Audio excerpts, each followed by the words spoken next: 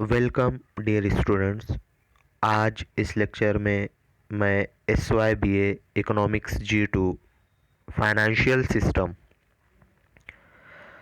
उसका first lesson हम जो है स्टार्ट करने वाले हैं, इंडियन फाइनेंशियल सिस्टम। मैं professor Saad Aamir, department of economics, MGV's arts commerce and science college Malegaon city.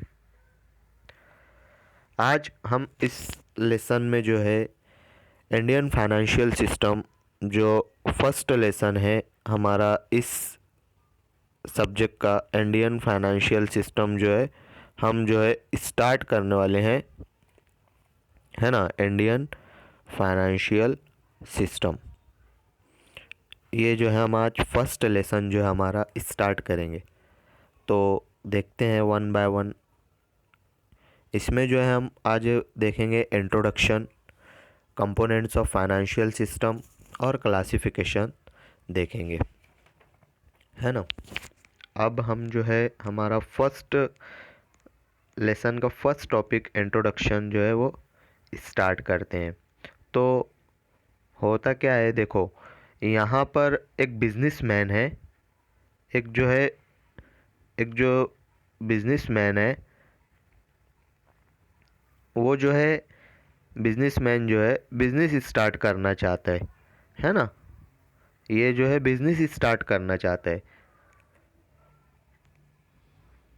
सबसे पहले उसे जो है किस चीज़ की ज़रूरत पड़ेगी? कैपिटल की, है ना। सबसे पहले उसे जो है वो किस चीज़ की ज़रूरत पड़ेगी? कैपिटल की। अब मान लीजिए दूसरी जानिब हमारे पास एक गवर्नमेंट एम्प्लॉई है। ये जो है हमारा गवर्नमेंट एम्प्लॉई है ना। ये हमारा गवर्नमेंट एम्प्लॉई है। अब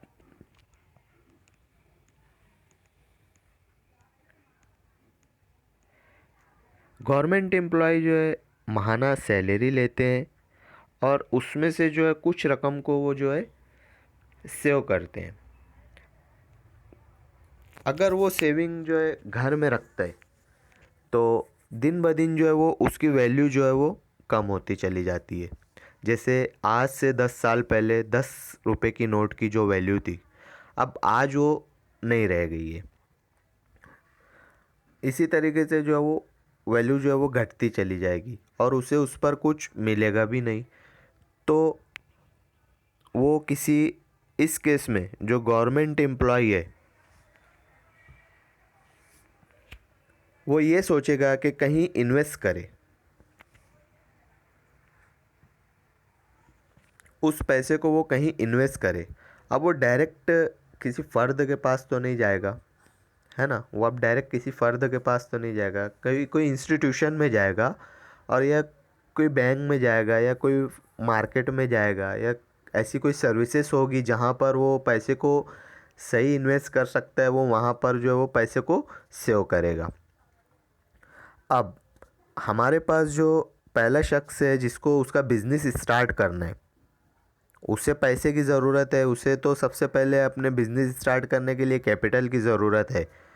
फिर वो जो है वो बैंक जाएगा या सपोज़ करो वो अब डायरेक्टली जो है किसी फ़र्द से मांगने तो नहीं जाएगा ना पैसा। वो किसी बैंक में जाएगा या वो भी ऐसी सर्विसेज में जाएगा या किसी इंस्टीट्यूशन में जाएगा और वो उस जगह से वो जो है वो पैसा कलेक्ट करेगा। अब वो इन्वेस्टर का जो पैसा है, वो इन्वेस्टर जो सेवर का पैसा था उसने ले लिया। अब वो जो इन्वेस्टर है वो पैसा इन्वेस्ट करेगा, कुछ जो है एसेट्स बनाएगा। पहले ज़मीन खरीदेगा, सबसे पहले वो जो है वो ज़मीन खरीदेगा, उस पर बिल्डिंग बनाएगा। फिर वहाँ पर कुछ इंडस्ट्री वगैरह जो भी प्लांट लगाएगा वो, उसका जो है फिर वहाँ पर मज़दूर रखेगा, उनको जो है एम्प्लॉयमेंट प्रोवाइड करेगा। फिर वो एम्प्लॉय जो है एम्प्लॉयज़ को पेमेंट देगा। फिर वो जो एम्प्लॉयज़ हैं वो सेविंग करेंगे। इसी तरह ये साइकिल चलते रहते हैं, है ना। इसी तरीके से ये साइकिल चलते रहेगा। इस तरह बिजनेस फाइनेंस क्रिएट होगा होगा इससे इस साइकिल को जो है इसी साइकिल को जो है क्या कहा जाता है? फाइनेंशियल सिस्टम कहा जाता है। है ना। इस सिस्टम में जो लोग सेविंग करते हैं, इस सिस्टम में जो लोग सेविंग करते हैं उन्हें जो है सेवर कहा जाता है, और जो लोग पैसा जमा करके प्रोडक्टिव एसेट्स बनाना चाहते हैं उसे हम क्या कहते हैं, इन्वेस्टर्स कहते हैं। तो ये था उसका इंट्रोडक्शन। अब हम आगे जो है इसकी डेफिनेशन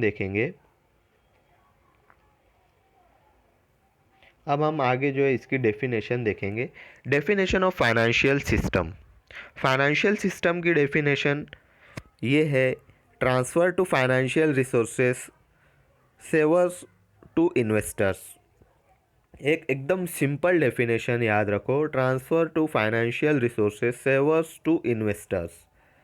अब यहाँ पर देखो, जो पैसा सेव करता है वो सेवर कहलाता है, और जो पैसे इस सेवर का पैसा लेकर कहीं इन्वेस्ट करता है वो क्या कहलाता है, इन्वेस्टर कहलाता है ना। पहले तो, और सेवर से इन्वेस्टर तक के ले जाने के काम को ही क्या कहा जाता है, फाइनेंशियल सिस्टम कहा जाता है ना। ये यहाँ से यहाँ ले जाने के काम को ही फाइनेंशियल सिस्टम कहा जाता है। अब जैसे सेवर्स जो होते हैं ये स्मॉल एम्प्लॉयज़ होते हैं ना, ये जो है स्मॉल एम्प्लॉयज़ होते हैं, जैसे गवर्नमेंट एम्प्लॉयज़ हो गए, या कहीं किसी प्राइवेट इंस्टीट्यूशंस में काम करने वाले लोग हो गए, या बोलना चाहिए स्मॉल एम्प्लॉयज़ होते हैं। अब फाइनेंशियल सिस्टम क्या करता है, सबसे पहले तो स्मॉल एम्प्लॉयज़ से जो सेविंग मोबिलाइज़ करेगा मीन्स इकट्ठा करेगा, उस सेविंग को इकट्ठा करेगा, और वो पैसा जो इन्वेस्टर को प्रोवाइड करेगा प्रोडक्टिव पर्पस के लिए। फिर जो है वो इन्वेस्टर जो है उससे, मैंने अभी बताया, ज़मीन खरीदेगा, इंडस्ट्री लगाएगा, है ना। फिर इस तरीके से वो जो है बिजनेस फाइनेंस जो है वो क्रिएट करेगा। इसी साइकिल को क्या कहा जाता है, फाइनेंशियल सिस्टम कहा जाता है। तो ये थी उसकी डेफिनेशन। अब हम आगे देखेंगे कंपोनेंट्स ऑफ फाइनेंशियल सिस्टम। अभी हमें इसमें जो है 4 कंपोनेंट्स पढ़ना है। There are four components of financial system. First जो देखेंगे हम, वो देखेंगे फाइनेंशियल इंस्टीट्यूशंस। सेकंड जो देखेंगे फाइनेंशियल मार्केट्स। थर्ड जो देखेंगे फाइनेंशियल इंस्ट्रूमेंट्स, और फोर्थ जो रहेगा फाइनेंशियल सर्विसेज।